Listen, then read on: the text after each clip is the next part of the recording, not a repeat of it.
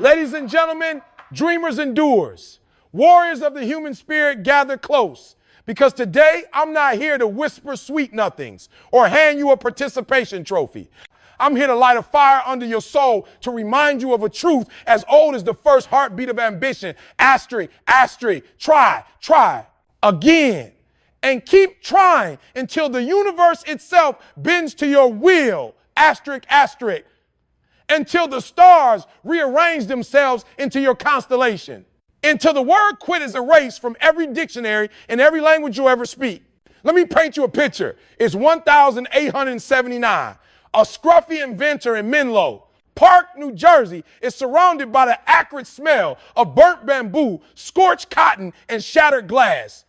Over 1,000 failed filaments lie in heaps like the corpses of broken dreams. His assistants beg him to quit pleading with him at 2 a.m. under flickering gas lamps. Their voices hoarse from exhaustion. Their eyes ring with purple from 18-hour shifts. Investors threaten to pull the plug, sending telegrams that arrive like death sentences, sealed with wax and finality. The newspapers mock him as a madman, chasing fairy tales, running cartoons of him tangled in wires with the caption, Edison's Folly, while rival inventors parade their own half-baked bulbs in lecture halls. His own wife worries he's losing his mind, watching him pace the lab in threadbare slippers, muttering equations to himself, his beard unkempt, his dinner cold and untouched for the third night in a row. The town whispers that he's cursed, that electricity is the devil's work. But Thomas Edison, sweat-streaked, eyes bloodshot, fingers blackened from carbon, nails cracked from prying apart, glass tubes, picks up the next filament, adjusts the vacuum pump with trembling precision, and flips the switch. Darkness, again and again. He logs each failure in a leather-bound notebook, the pages filling with ink-smudged scrawls. Asterisk, filament 1,247, burned out in 3.2 seconds. Filament 1,248. Glowed faintly, then exploded with a pop that shattered the globe. Asterisk, he tests platinum, then tungsten, then horsehair, dipped in tar. He imports bamboo from Japan, carbonizes it over a Bunsen burner until the lab smells like a forest fire. His children peek through the window, waving, but he doesn't see them. He's lost in the glow that isn't there yet. Until one night in October, a fragile carbonized thread holds steady for 13 hours and 45 minutes. The room fills with a warm, steady light that doesn't flicker. His assistant, Charles Batchelor, drops to his knees and weeps. That glow, it wasn't just a bulb. It was the birth of the modern world, the electric grid that powers cities, the skyscraper that defies gravity, the movie theater where dreams flicker to life, the refrigerator humming in your kitchen right now, keeping your child's medicine cold.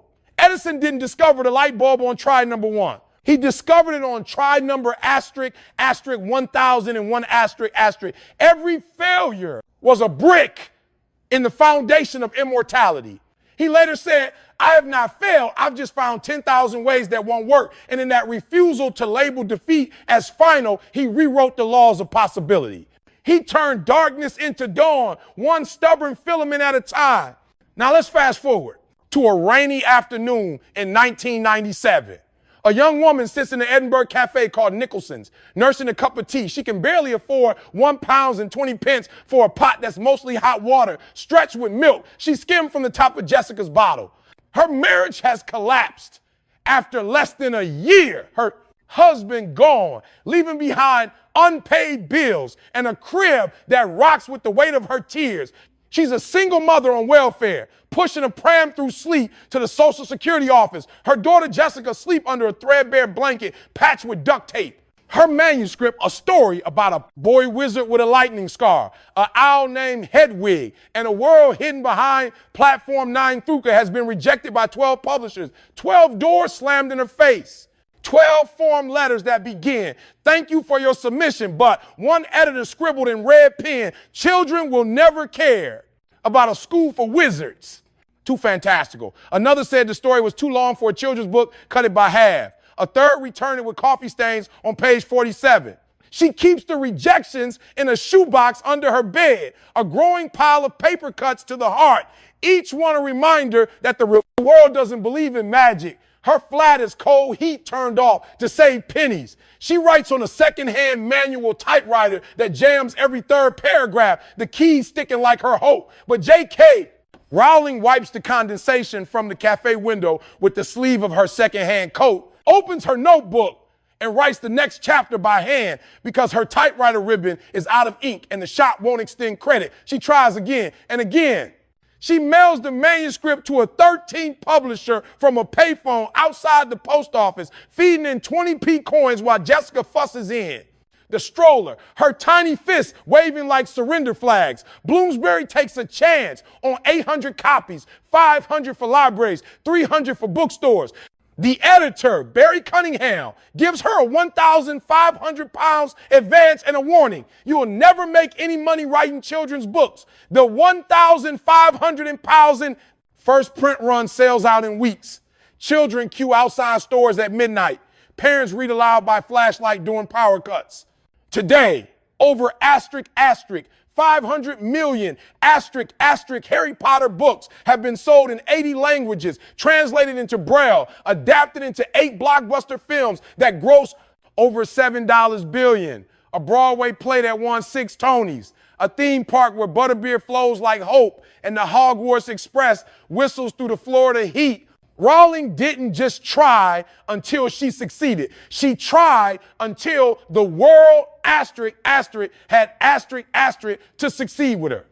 She once said, rock bottom became the solid foundation on which I rebuilt my life. That foundation, it was poured one rejection at a time, one teardrop, one typed page, one 20p coin at a time. But let's bring it closer to home, closer to the mirror. You. Yes, you, the one who's reading this with a knot in your stomach because you've tried and fallen flat on your face. Maybe it was the business that tanked after you poured your life savings into a food truck that broke down on launch day. The engine coughing black smoke while customers walked away. Their Instagram stories mocking your grand opening that never opened.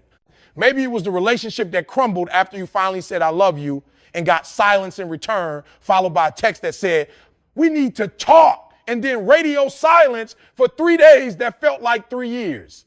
Maybe it was the exam you bombed after studying until your eyes burned, flashcards scattered like confetti on your bedroom floor, only to blank on the one formula that mattered, the one you skipped because you were too tired. The audition where they said, don't call us, we'll call you, and you stood in the hallway afterward. Tears mixing with stage makeup. Your reflection in the mirror looking like a sad clown. The job interview where you practice your answers in the car, only to stutter when the CEO asks, why should we hire you? You've tasted the metallic tang of defeat and it's bitter like licking a battery, like swallowing pennies. You've lain awake at 3 a.m., wondering if you're just not cut out for this. Your mind replaying every mistake in high definition, slow motion, the highlight reel of humiliation on endless loop. Let me tell you something. With the full force of every scar I've ever earned, asterisk, that voice is a liar. Asterisk, it's the same voice that told Beethoven he was too deaf to compose, that told Frida Kahlo her pain made her unlovable, that told Nelson Mandela his 27 years in prison meant the fight was over. Liars, all of them. That voice is fear wearing a mask of wisdom. Rip it off, burn it, dance on the ashes. Every legend you admire was once a nobody who refused to stay nobody. Michael Jordan cut from his high school varsity team as a sophomore. He went home, locked himself in his room, and cried until his mother found him curled on the floor, his Laney High jersey crumpled in his fist. The next morning, he was at the gym at 5 a.m. shooting free throws until the janitor kicked him out at 10 p.m. He kept a note in his wallet that read, they said I wasn't tall enough, I'll show them. He shot 500 shots a day. His hands blistered, his knees ached. He came back the next year and dunked on the dreams of everyone who doubted him, literally, in the state championship game, posterizing a defender who trash-talked him all season. The ball rattling the rim so hard, the backboard cracked. Walt Disney fired from the Times, Kansas City Star Times, for lacking imagination and having no good ideas. His first animation studio, Laugh-O-Gram, went bankrupt in 1923. He slept on the office floor, eating cold beans from a can, drawing mice on the walls with charcoal because he couldn't afford paper. Creditors repossessed his drawing tables. His brother Roy bailed him out with $250 in a train ticket, but he boarded a train to California with $40 in a suitcase full of sketches. He kept pitching that mouse first as Mortimer, then as Mickey, until Steamboat Willie synced sound to animation in 1928 and changed entertainment forever. The short film cost $1,200 to make and earned $1 million in its first year. Oprah Winfrey, demoted from her co-anchor job in Baltimore for being too emotionally invested in stories about abused children. Her boss said, "You're unfit for television news, stick to weather." She cried in the bathroom stall, mascara streaking her cheeks, her reflection fractured in the cracked mirror. But she took the demotion to a daytime talk show. No one watched Time's AM Chicago asterisk rated dead last in the market and turned it into a platform that launched a billion-dollar empire. A book club that made authors millionaires overnight. A school for girls in South Africa where dreams are mandatory and graduation gowns are worn with pride. Let's keep going. Abraham Lincoln failed in business twice, lost 8 elections, had a nervous breakdown at 28, but he kept running, kept speaking from the back of trains, his voice hoarse, his suit patched, until he stood on the steps of the Capitol and said, "With malice toward none." Vincent van Gogh sold one painting in his lifetime for 400 francs to his brother's friend, cut off his ear in despair, died broke at 37. But he painted 2,100 artworks, including 860 oil paintings, most in the last 2 years of his life. Today, Asterisk Starry Night Times hangs in MoMA, and his sunflowers sell for $40 million. He tried until the canvas couldn't hold any more pain or beauty. See the pattern? Success isn't a gift. It's a asterisk graveyard of attempts. Asterisk, every no is a chisel sculpting the statue of your eventual yes. The difference between the person who quits and the person who conquers isn't talent. It's asterisk, tenacity, asterisk. It's the lunatic willingness to stand up after the 100th knockout punch, spit blood and grin at the referee like, "Is that all you got?" It's the mother who works 2 jobs waitressing until her feet swell, cleaning offices until her hands crack, and still finds time to study for her nursing degree at midnight. Flashcards taped to her bathroom mirror while her baby sleeps in a laundry basket. It's the immigrant who learns English from cereal boxes and Subway ads, practicing "Hello, how are you?" in the mirror until his accent softens, then opens a restaurant that feeds a neighborhood with recipes from a homeland he can't return to. It's the kid who gets a C on his first coding project, but keeps tweaking the algorithm until it powers an app that helps refugees find shelter, translate languages in real time, saves lives one notification at a time. Let's talk science for a second, because even the universe backs this up. Neuroplasticity. Your brain is a muscle, not a monument. Every time you fail and try again, you're not just repeating an action. You're asterisk, rewiring synapses. Asterisk, you're forging neural superhighways where there were once dirt paths. The first time you try to ride a bike, you wobbled like a drunk flamingo. Knees scrape raw on the sidewalk. Your dad running behind you yelling, "Pedal, pedal." The 100th time, you were popping wheelies down the street, wind in your hair, laughing at gravity, doing no hands just to feel alive. Same brain, same legs, just more asterisk tries, asterisk. Stanford psychologist Carol Dweck studied this for decades. Kids who were praised for effort. You worked so hard. Outperformed kids praised for intelligence. You're so smart by 40% on tough puzzles. Why? Because effort is a muscle. Intelligence is a seed. One grows with strain. The other just sits there unless you water it with sweat.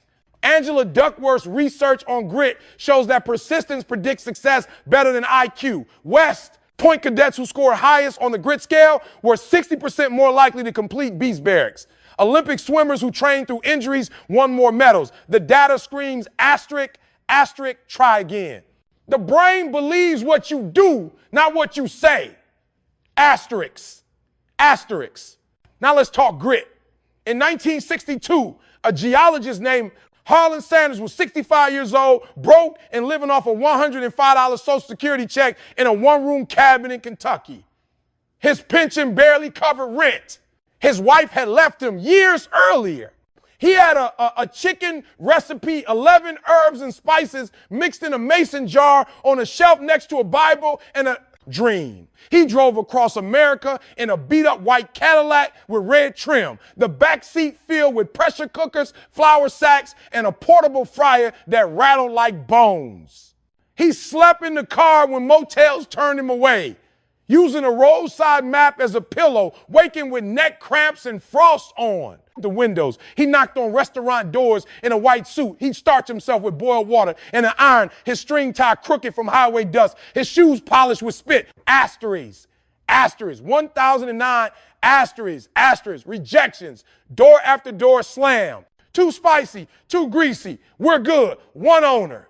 Laughed so hard he choked on his coffee and told Sanders to go fry his chicken elsewhere. Another threatened to call the cops. But on try number 1010, a diner in Salt Lake City said yes. The owner, Pete Harmon, tried the chicken, licked his fingers, and said, "This is the best old damn bird I ever ate." That yes became Kentucky Fried Chicken, over 20,000 locations worldwide, $1 billion in revenue before Sanders sold the company in 1964 for $2 million. He kept the first franchise check framed above his desk, $0.04 per chicken. Colonel Sanders didn't succeed because he was young or rich or connected. He succeeded because he was asterisk, asterisk, stubborn as hell, asterisk, asterisk, and because he understood that every closed door was just a detour, not a dead end. He died at 90, still wearing a white suit, still signing autographs, still telling kids, keep frying. Let's talk about the unsung heroes too, the ones who never make the TED Talk stage, but whose persistence keeps the world spinning. The nurse who studies for her board exams after 12-hour shifts, flashcards taped to her bathroom mirror, quizzing herself while brushing her teeth, passing on her third try, and saving her first patient's life with a diagnosis no one else saw.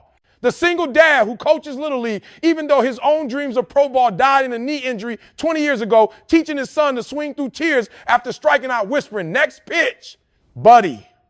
The teacher who rewrites lesson plans at 10 p.m. because one kid finally smiled when the math clicked, staying late to tutor the boy whose dad is in prison, buying him sneakers with her own money. The janitor who mops floors at 3 a.m. and writes poetry on break, publishing his first chapbook at 58, reading to a room of 10 people who cry. These are the quiet triers, the ones who don't get statues, but who build civilizations one brick of effort at a time. Their names aren't in lights, but their light is in every life they touch. So here's the raw, unfiltered truth. Asterisk. Asterisk. The universe doesn't reward the perfect.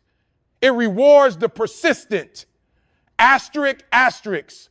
The ones who treat failure like a sparring partner, not a prison sentence. The ones who turn "I can't" into "I haven't yet." The ones who wake up after every knockout and say "round two, motherfucker." The ones who log their failures like scientists times attempt. 47, pitch too high, adjust grip. Attempt 48, follow through weak, add hip rotation. Attempt 49, ball sailed into the net, damn it, breathe. Asterisk. The ones who celebrate small wins like Super Bowls, a single sale after 99 no's, a kind word from a stranger, a day without quitting, a rep you didn't think you had in you. The ones who build altars to their attempts, shoe boxes of rejection letters, journals of midnight doubts, walls covered in sticky notes that say "still trying." Let me give you a mantra. Tattoo it on your soul if you have to. Asterisk, asterisk. Fall 7 times, rise 8. Asterisk, asterisk. That's not poetry. That's asterisk, asterisk physics, asterisk, asterisk. For every action, there is an equal and opposite reaction. Your fall is the action. Your rise is the reaction. The only variable is asterisk, asterisk. You asterisk, asterisk. Japanese proverb says the same thing. Asterisk, nana korobiya, oki times fall, 7 times get up 8. Samurai carried this in their armor as they charged into battle. Farmers whispered it over rice fields as typhoons destroyed crops. It's universal because it's true. It's in your DNA, the same resilience that let your ancestors survive ice ages, plagues, wars. You are the descendant of triers. Act like it. Imagine your goal as a mountain. Most people see the peak and think too high. They camp at the base, take selfies, and call it a day. But you're the lunatic who starts climbing at midnight with a headlamp and a heartbeat. You slip on loose rocks, your rope frays, your water bottle leaks, altitude sickness makes. You vomit behind a boulder, your fingers numb from cold.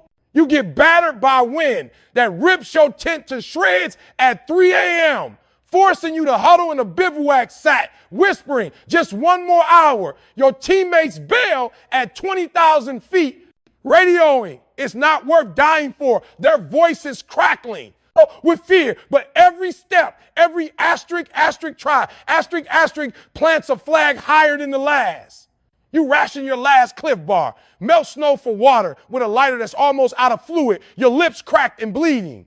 You write your name in the frost on a rock, asterisk. I was here, I tried, asterisk. And one dawn, when the sun cracks the horizon and paints the Himalayas gold, you stand on the summit, lungs burning, tears freezing on your cheeks, the world 29,000 feet below. You scream into the void, not in triumph, but in gratitude. The view was worth every scar. And here's the kicker. The descent is faster because you've already blazed the trail. Future climbers will follow your footsteps. Your failures became their map. Your cairns of courage guide them home. But here's the secret. The gurus won't tell you. Asterisk, the trying is the treasure. Asterisk, the grind. The 5 a.m. alarms. When the snooze button begs like a siren and your bed feels like a womb you don't want to leave. The nights you rewrite the same chapter until your eyes cross and the cursor blinks like a judgmental eye, mocking your 47 draft. The reps in the gym when your muscles scream and the mirror shows a stranger dripping sweat, veins, popping, doubt whispering, you're too old, too broken, too late. The cold calls where your voice cracks on the 100. Hello, my name is, and the prospect hangs up before you finish. The art class where your painting looks like a child's scribble, but you sign it anyway. That's where character is forged in the crucible of repetition. That's where you become the kind of human who doesn't need luck because you've built a machine of willpower that asterisk makes asterisk luck. You've turned hope into habit, fear into fuel, doubt into data. Let's talk about the dark nights, the ones where trying feels pointless. The 3 a.m. spiral where imposter syndrome wraps its fingers around your throat and squeezes until you can't breathe. The day your hero blocks you on social media after you finally worked up the courage to DM them. The investor who ghosts you after a handshake and a will. Be in touch. The parent who says, I'm not disappointed, just realistic, their eyes avoiding yours. The friend who succeeds where you failed and posts about it with hashtags like number blessed. On those nights, do this. Open a notebook. Write down every attempt you've made, every hour study, every mile run, every no you survived, every tear you turned into ink. Watch the list grow like a battle scar collection, page after page of proof that you're still in the fight. Then write tomorrow's attempt at the bottom, asterisk, call 10 more leads, run 3 miles, revise, chapter 7, asterisk, close the book, sleep, wake up, do it, because momentum is a drug and trying is the dealer. One hit of progress and you're hooked for life. Let's talk about the body too, because trying isn't just mental, it's physical. It's the blister on your palm from gripping the pull-up bar until you finally do one unassisted. It's the callus on your finger from strumming guitar strings until the chord sounds right. It's the ache in your quads from squatting 5 pounds more than last week. Your body keeps the score. It remembers every rep, every step, every breath you took when quitting would have been easier. Treat it like a temple of trying. Feed it fuel, not comfort. Move it like a weapon, not a burden. Because when your mind says stop, your body can carry you one more step. And that step might be the one that changes everything. So I'm not going to sugarcoat it. The road ahead will suck. You'll want to quit on. Tuesday, when the Wi-Fi dies mid-presentation and your slide deck freezes on a typo, you'll want to quit on Friday when your best friend succeeds where you failed and their victory lap feels like salt in your wounds. You'll want to quit on Sunday when the scale doesn't budge. The bank account shrinks and the mirror lies. You'll have days where success feels like a crude joke told in a language you don't speak, where every door is locked and the key is buried under a mountain of your own excuses. But on those days, remember this, asterisk, asterisk, every master was once a disaster. Asterisk, asterisk, every oak was once an acorn that refused to rot in the dark. Every phoenix was once ashes scattered by the wind. Every marathoner was once the kid who couldn't run a mile without walking, gasping on the sidewalk while classmates laughed. Every Grammy winner was once the shower singer with a cracked voice in a dream, too big for the stall. Every billionaire was once broke. Every parent was once clueless. Every hero was once human. Your story isn't over. It's not even the good part yet. The good part starts asterisk, asterisk now, asterisk, asterisk. Right now, as you read this, a version of you is already standing taller. A version of you is lacing up the boots, cracking the knuckles, and stepping back into the ring. A version of you is sending the email, making the call, writing the line, lifting the weight, saying the apology, asking the question, taking the risk. A version of you is choosing to try. Asterisk, asterisk one more time. Asterisk, asterisk when every cell in your body screams stop. So try. Try like your life depends on it, because in a way it does. The version of you that quits today dies a little. The version that tries again is reborn, stronger, wiser, hungrier. Try like the world is watching, because one day it will be. Your kids will. Read your story in their history books. Your mentees will quote your failures as inspiration. The stranger who sees your book on a shelf, your art in a gallery, your name in lights will think, if they could, maybe I can. Try like every no is just the universe testing if you're serious, filtering out the tourists from the pilgrims, the dabblers from the devoted. Try like your ancestors are cheering from the stands. Every hardship they survived funneled into this moment, this breath, this choice. Try like the alternative is a life half lived, a song half sung, a love half given. And when you fall and you asterisk, asterisk will asterisk, asterisk fall, laugh. Dust off. Adjust the crown you haven't earned yet and try again. Fall on your face in the mud? Good. Mud washes off. Quitting stains forever. Fall in front of a crowd? Wave. They'll remember the wave more than the fall. Fall alone in the dark. Scream. The echo will remind you you're still alive. Because the only real failure is the one where you stop getting up. The one where you let the story end when I tried once. The one where you trade your dream for a couch and a remote. Asterisk, asterisk. Try again. Try until the word impossible forgets your name. Asterisk, asterisk. Try until your failures become folklore, told around campfires to inspire the next generation, carved into the walls of the schools you'll build. Try until the mountain begs for mercy, until the ocean parts, until the sky writes your name in clouds. Try until your heartbeat syncs with the rhythm of persistence. Times thump, thump, try again. Thump, thump, try again. Asterisks. And when you finally stand in the winner's circle, scarred, sweaty, and smiling, look back at the trail of broken attempts behind you. Those weren't failures. They were asterisk, asterisk, footsteps, asterisk, asterisk. They were asterisk, asterisk proof. Asterisk, asterisk. They were the price of admission to a life worth living. They were the syllables in the symphony of your becoming. Now go make some more. The world is waiting and it's running out of excuses not to believe in you. Asterisk, asterisk. Your move. Asterisk, asterisk. Asterisk, asterisk.